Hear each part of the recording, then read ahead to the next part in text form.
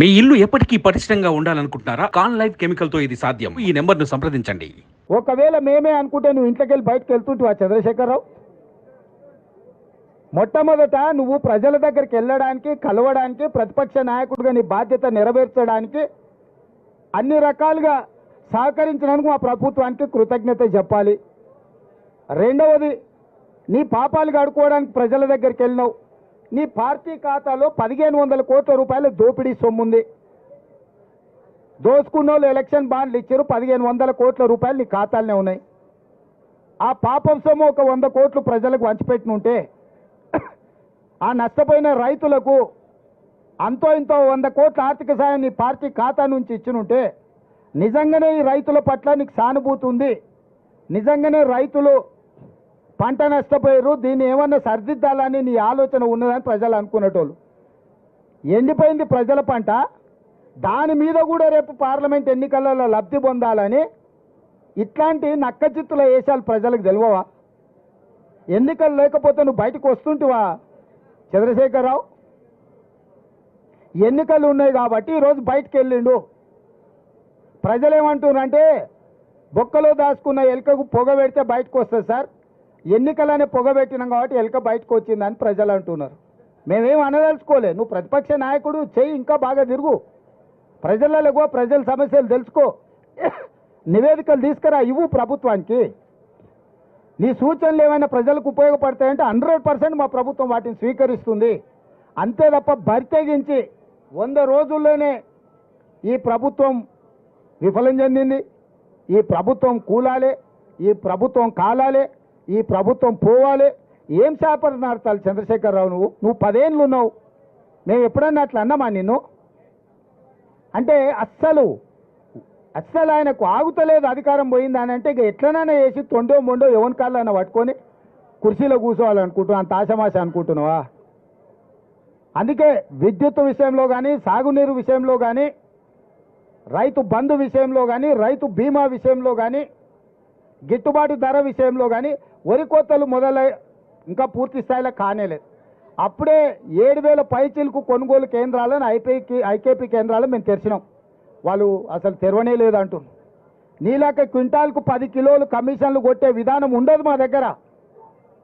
ఎవడన్నా టేసిందంటే తిత్తి తీస్తాం. ఎవడన్నా 10 కిలోలకిన క్వింటాల్కి కమిషన్లు తాడి పేరు మీద, తాలు పేరు మీద ఎవడన్నా కొట్టిండంటే నీలాక కమిషన్ల దందాలు చేయం చంద్రశేఖరరావు.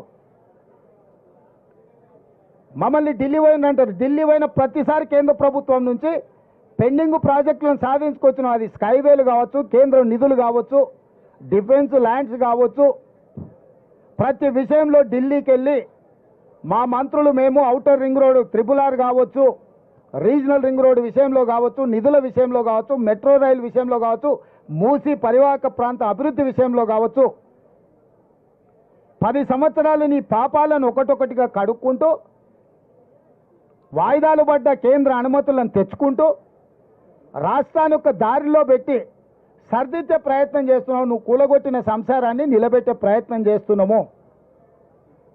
నీ కులం, నీ కుటుంబం చేసిన దోపిడీ నుంచి రాష్ట్రాన్ని కాపాడి రైతులకు, విద్యార్థులకు, నిరుద్యోగ యువకులకు, ఆడబిడ్డలకు మేలు జరిగే విధంగా ఇవాళ చర్యలు చేపడుతున్నాం.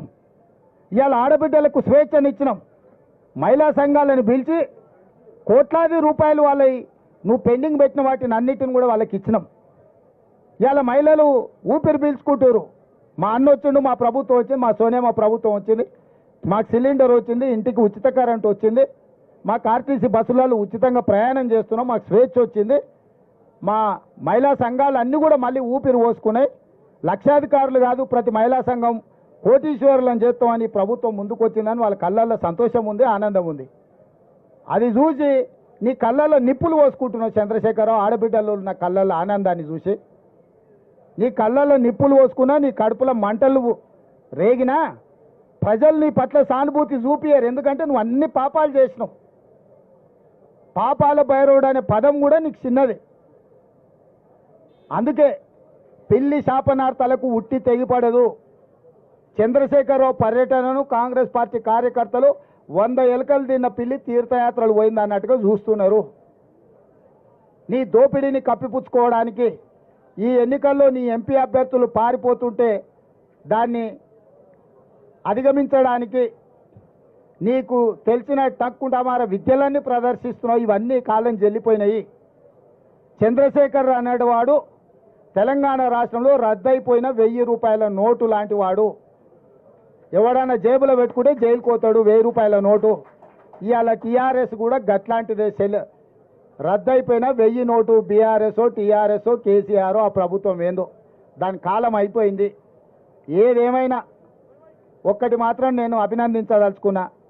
ప్రతి వారం నువ్వు బయటికి వెళ్ళాలి, ప్రజలలో తిరగాలి, ప్రతిపక్ష నాయకుడిగా నీ బాధ్యత పోషించు. మా ప్రభుత్వం ప్రతిపక్షాలను గొంతు నొక్కాలని అనుకోదు. ప్రజా సమస్యలు మీరు మా దృష్టికి తీసుకొస్తే సహేతుకమైన వాటిని మా ప్రభుత్వం బేసిజాలకు పోకుండా పరిష్కరిస్తుంది. మీడియా మిత్రులకు కూడా ఏ విధంగా అయితే 2023 డిసెంబర్ 3 నాడు కాంగ్రెస్ పార్టీని గెలిపించి డిసెంబర్ 9 నాడు మా గ్యారెంటీలు అమలు చేయడానికి సహకరించినరో అదేవిధంగా ఇండియా కూటమికి కూడా సహకరించండి. జూన్ 4 తారీఖు నాడు ఫలితాలు, జూన్ 9 తారీఖు నాడు ఢిల్లీ రామ్లీలా మైదానంలో ప్రమాణ స్వీకారానికి మీరందరూ రావాలి. ఎర్ర కోట మీద ఇండియా కూటమి 3 రంగుల జెండాను ఎగరేస్తాము. జూన్ 9 నాడు మీరందరూ కూడా ఢిల్లీకి రావాలి. మీరు లైవ్లో మన తెలంగాణ ప్రజలకు తెలుగులో మంచిగా చెప్పాలి. సుమన్ టీవీలో మీ పర్సనల్ అండ్ బిజినెస్ ప్రమోషన్స్ కోసం కింది నెంబర్కి కాంటాక్ట్ చేయండి.